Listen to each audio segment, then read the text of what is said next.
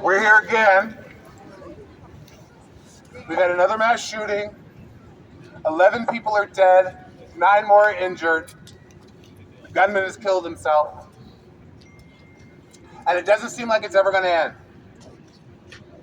And so, what Gays Against Guns does is what we always do when there's a large mass shooting is we get out into the streets. And we get out into the streets because we want to give our community here in New York a voice, a place to know that they can come to deal with this horror that our nation deals with on a daily basis. We have more mass shootings in this country each year than we have days in each year. We have more guns in this country than we have people in this country. This gun violence has got to end. And so we stand with the community of Monterey Park, California, and with our Asian American communities all over this country, and for all Americans all over this country who are living under threat of gun violence every single day because we have an ineffectual political leadership who cannot seem to get anything done to protect American lives. We have seen this nonstop for decades. We finally got one piece of legislation enacted last year after 30 years of trying, and that isn't enough. It falls far too short. We still need an assault weapons ban. We still need mandatory federal background checks.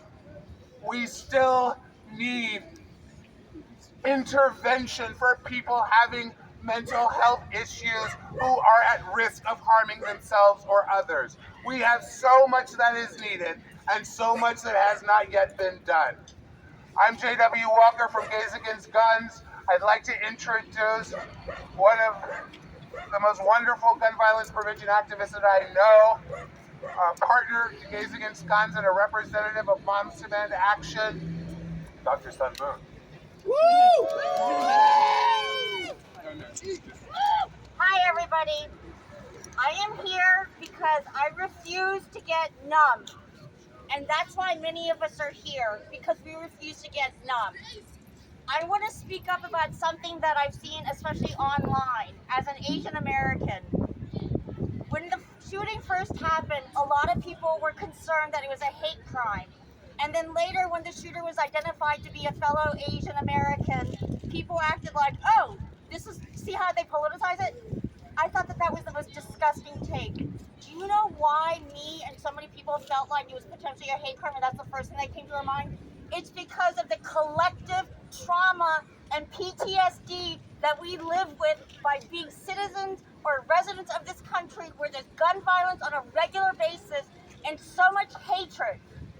That wasn't us politicizing anything. That was us out of fear, out of history, and of our collective trauma of the gun violence and the hate that we live with. Every vulnerable group feels like that when something like this happens and they don't know the exact cause. Because anybody with hate, anybody who hates somebody else, anybody who, for whatever reason, has unfettered access to guns in this country. So that's the first thing I want to talk about. And all those people are like, oh, see, it wasn't a hate crime. Not a single word about these victims. For these victims and their families, it doesn't matter why this horrible incident happened. They lost their loved ones. And I also want to speak because as a Korean American, it is so painful for me to have seen this happen again. My parents moved back to Korea.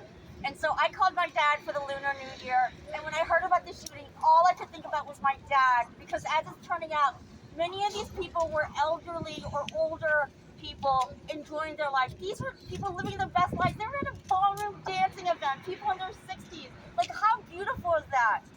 And then they were murdered. People will do anything not to feel empathy. That's what somebody else just pointed out to me, and it's true.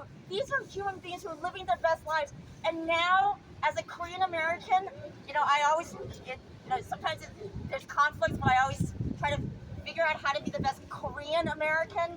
The worst part of my American part is gun violence, and that every major event in my lifeline or my timeline is now associated with a mass shooting or a horrible gun event.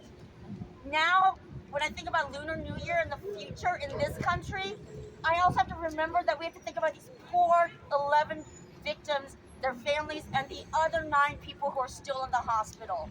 That's shameful. And it doesn't matter why this shooting happened. The issue is that anybody can get a gun in this country, whether it's domestic violence. As a woman, I'm more than close to 30 times more likely to be killed by guns just by being an American. Guns are the #1 killer of children in this country.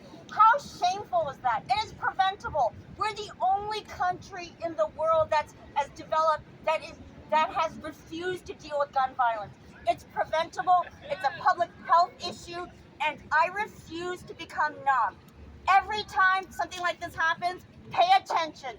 Also, vote like your life depends on it. Pay attention when there's referendums, because refusing to give up is the only way that we're going to survive, because we cannot let the pro-death party win. Thank you, Sonny. All right, we're not going to talk anymore. I'm going to point out that the folks dressed in white to my right and left are human beings. Human beings have been with Gays Against Guns since our beginning. Normally, each one would be carrying a placard with the name of someone killed by gun violence. Unfortunately, we do not have the names of all of the victims in Monterey Park, and so each human being is standing and holding space for all of them. And now we're going to march. We're going to march down to Kim Lau Park in Chinatown. We'll be joined by members of the Chinese and other Asian American communities down in Chinatown for a full rally. Please join us. Thank you.